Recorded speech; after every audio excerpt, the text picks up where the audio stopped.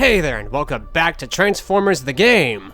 As you recall, in the last episode, we performed an assiduous analysis for all the Autobot drones in the game. And now, we are continuing our scrutinious survey of unplayable characters with a return to More Than Meets the Eye for a comprehensive study of the Decepticon triple changer, Shockwave. He's got 3 times the modes and 3 times the fun. Not really. He's honestly kind of a mess. But nonetheless, we shall take a close eye and discern his designs. Let's begin. So here we have the Decepticon triple changer, Shockwave.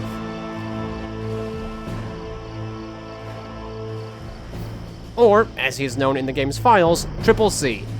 He makes his first appearance in his respective chapter, Heavy Weapon, near Central Park, but makes a second appearance at the end of the game on Cybertron Autobot as one of the last enemies you encounter. He has a whopping 4,000 HP and is one of the biggest and toughest characters in the game. So, Shockwave here was designed by the legendary Ken Christensen, specifically for this game. He strikes a red-purple hue that has trace amounts of yellow decals dispersed about, and is heavily inspired by the original G1 design. Unfortunately, he also has some of the worst texture resolutions in the game. Every single one of his textures is a mere 256 by 256. While it is true that quite a few drones share this resolution for some textures, Shockwave being as big as he is, and having as many parts as he does, makes this low resolution far more apparent. What's interesting though is that we know for a fact that high-resolution versions of his textures do indeed exist. If you watch his introduction cutscene, you will see far more details on him than you ever would normally. These look to be at least 1024 by 1024, possibly even higher than that. I get having some of the drone's textures in a lower resolution since they are, after all, kind of minor characters, but come on! Shockwave would have greatly benefited from some higher quality textures. And the fact that he did at some point have some that looked to be higher than even the most standard textures, that just really burns my bridges. Speaking of cutscenes though, some of you may not know this, but Shockwave actually has an unused cutscene where he converts into helicopter mode after being defeated for the first time. It's strange that it was never used, but it does give you a much closer look at how much sharper Shockwave's face is compared to what we got. Anyway, let's get back to Shockwave himself.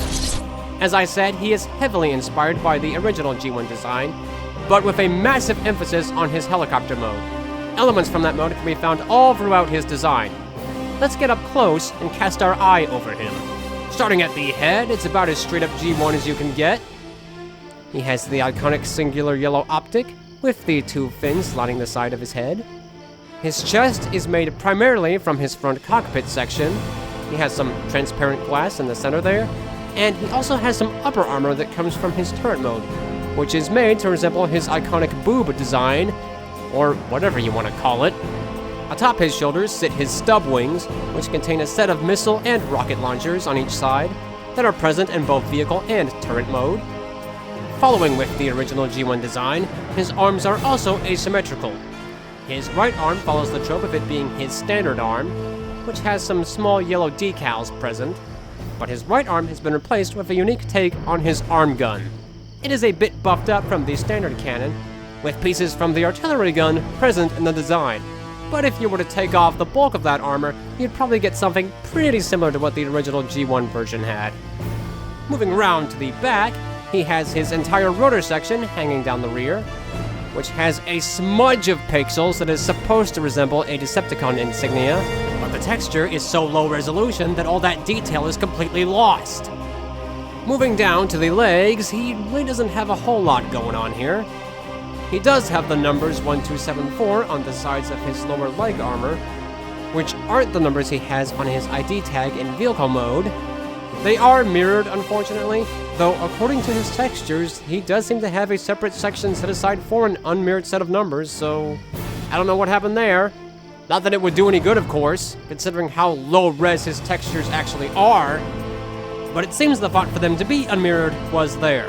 But aside from that, though, there really isn't anything too special to mention for his legs. So let's move on to gameplay, starting with movements. He can perform all the basics. He can walk,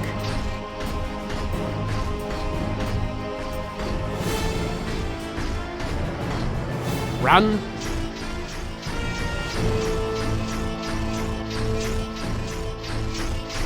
strafe,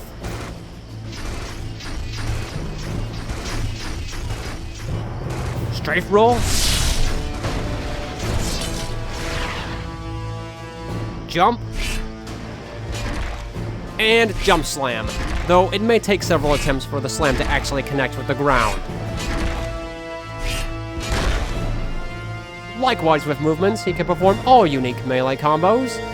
Combo 1, Combo 2A, Combo 2B, Combo 3A,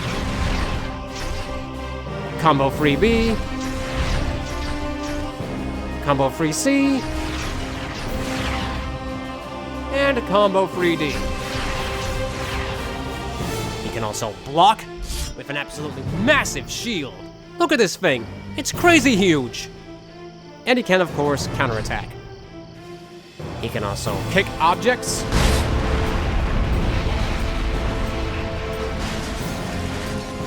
He can even pick up and use pole objects.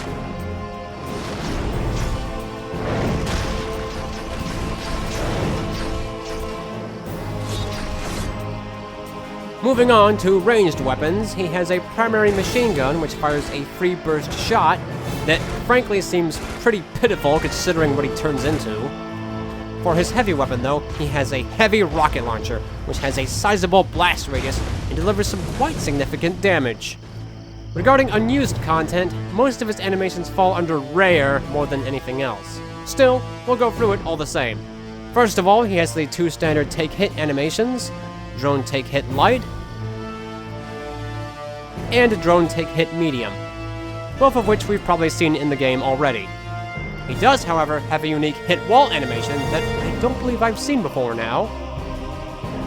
He also has a full set of flyback animations, including a flyback die animation that is very new to me.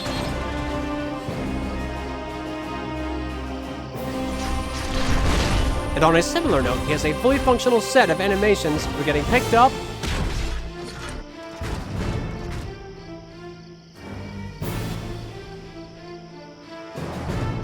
and thrown. I don't think he's designed to get knocked over by default, so seeing these is pretty neat.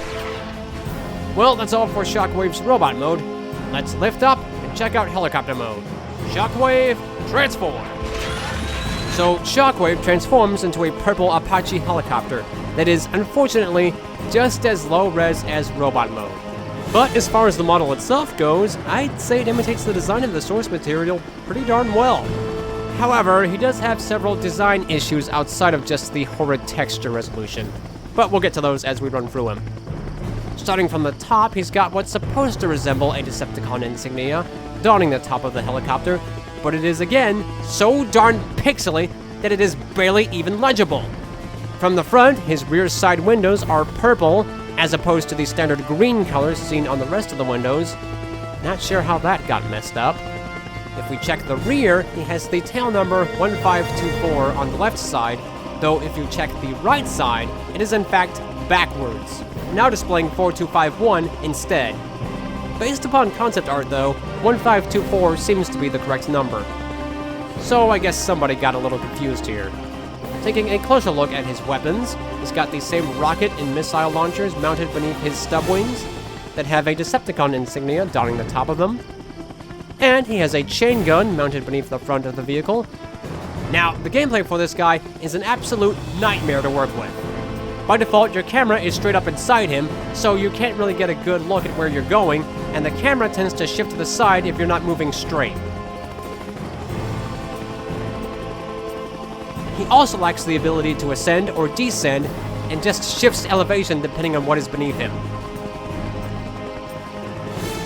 And in addition to that, his movements are so unstable that you'll go flying off the instant you start strafing. Similar to Dreadwing. also strangely has no actual vehicle weapons assigned, though you think he would, considering how armed to the teeth this guy is. And for speed, he can get up to 70 miles per hour by default, or 130 free with nitro active.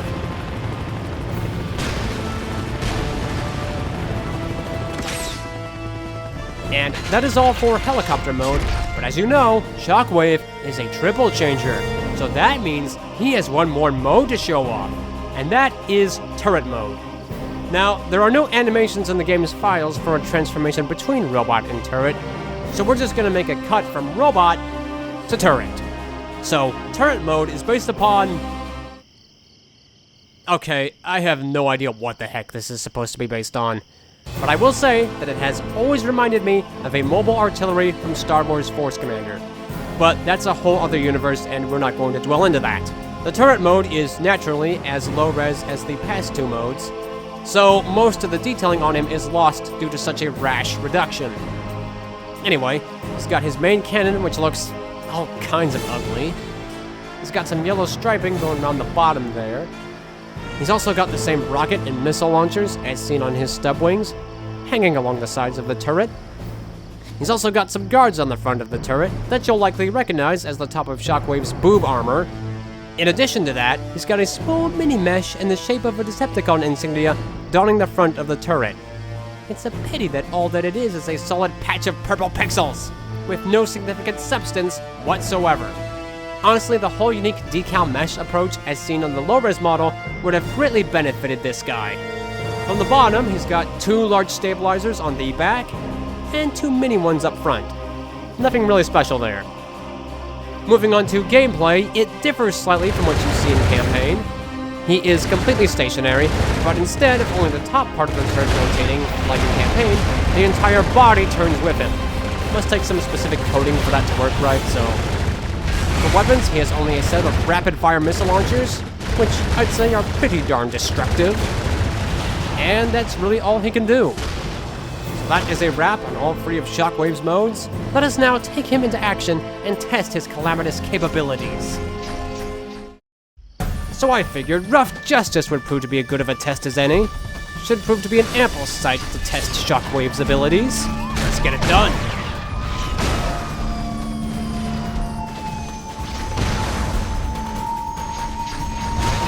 It seems fairly destructive. What? Whoa! He flew. Give me a pole. Give me a... Give me! Yeah. I'm bigger on the food chain than you.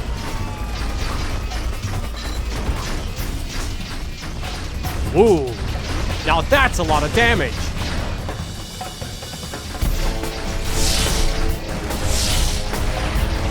Ooh. Salvage that, salvage. Eh.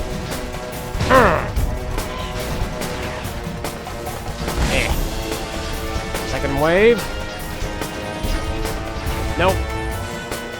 Come on back here, Autobot. Catch.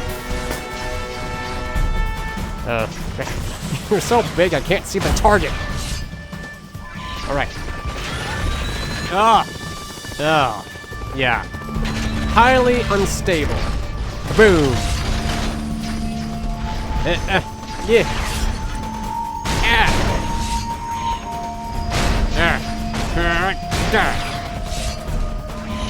You're going down, Sally. Okay, first zone is clear. Let's move. Wait. Sculpture. Okay. I'm on my way.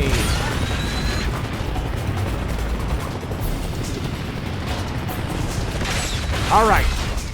Who's ready to party? Wreck this whole place. No. Oh, let's see. Yeah. Boom. Break it all. Ow. Nice try, little bot. Ooh. No effect. Yeah. Break! Gimme, gimme. Yeah. What? Oh, okay. Weird. Duh. Duh. Duh. Oh no. Ah. Ah.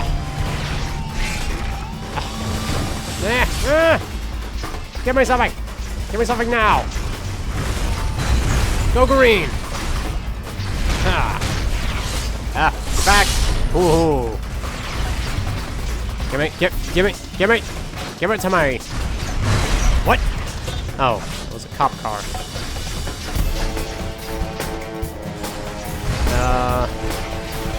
Yeah. Nah. Ah. There we go.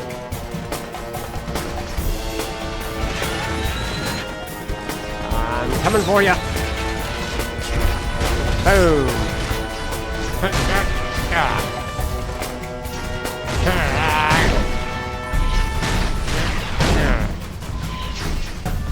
Final bot going down. Yeah. And there we go. All right, that concludes Shockwave's combat test. I say he did fairly well. Let's close it off and summarize our thoughts. And there you have a full, in-depth analysis of the Decepticon triple changer, Shockwave, who I would best describe as a visually appalling powerhouse. Yeah, this dude really needed those high-resolution textures. And I know they're out there, they're in the cutscene, he needs them, he don't got them. If he had those textures, he would be a sight to behold. But he does not, so he's not. But aside from that, he's quite a worthy fighter. Seems like he's able to withstand just about anything, and he can do a boatload of damage, so... Again, one of the toughest characters in the game, I'd say. Though I wish his vehicle mode had a bit more, functional playability, cause it's just a mess. If he's modded over Blackout, he works much, much better, but unfortunately, they didn't see fit to carry that over here, so... It is what it is. Well, with Shockwave now complete, we will proceed to another unused Decepticon in the next episode. One who you are all going to hate. You know what that means, you know what that means. We'll see you in the next episode. Till then, stay shocky.